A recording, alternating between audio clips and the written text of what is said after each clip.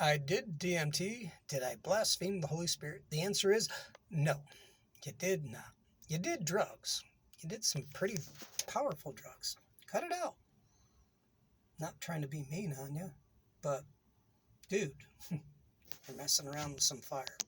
So now, did I blaspheme the Holy Spirit by doing DMT or LSD or ayahuasca? No. Blaspheming the Holy Spirit is when Jesus himself shows up. And I'll go with the Gospels with the man with the withered hand. And had a bunch of Pharisees standing around because they set this guy up. They're like, hey, let's have him heal on the Sabbath. Whatever. So they had hardness of heart. And they called the miracle demonic. So there's your criteria.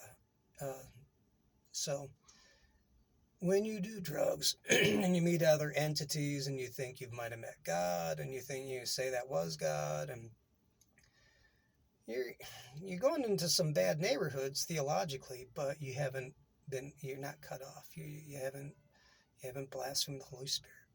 So cut it out.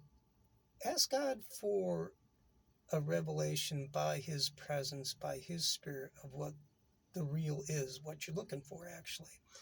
And when he does it, you'll know it, and you'll be like, oh wow, I could have had me a V8 all along. I didn't have to throw up in a bucket to reach God. I didn't have to, to go through breakthrough and then meet God, and then forget everything after meeting God and kind of getting bullied while I was meeting God, because that ain't God. Not the Holy Spirit either. So you didn't blaspheme the Holy Spirit. Get tight with God. Cut it out.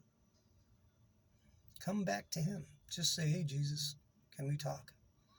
Be honest about it, and he'll be honest about it. He'll be pretty cool too. So, did I blaspheme the Holy Spirit by doing drugs? No. Doesn't mean you should do drugs either, because you go into the wrong hood, you might get a beating. I'm not, dudes.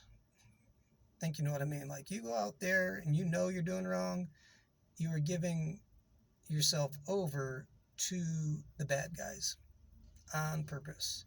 If you're in ignorance, he can be very merciful and protecting, but if you just want to go out, it's kind of like the prodigal son.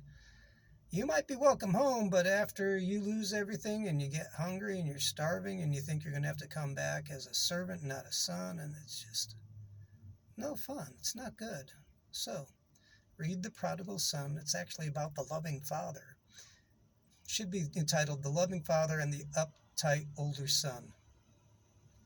The uptight older son didn't understand the mercy that was available to him the whole time that he was with the Father.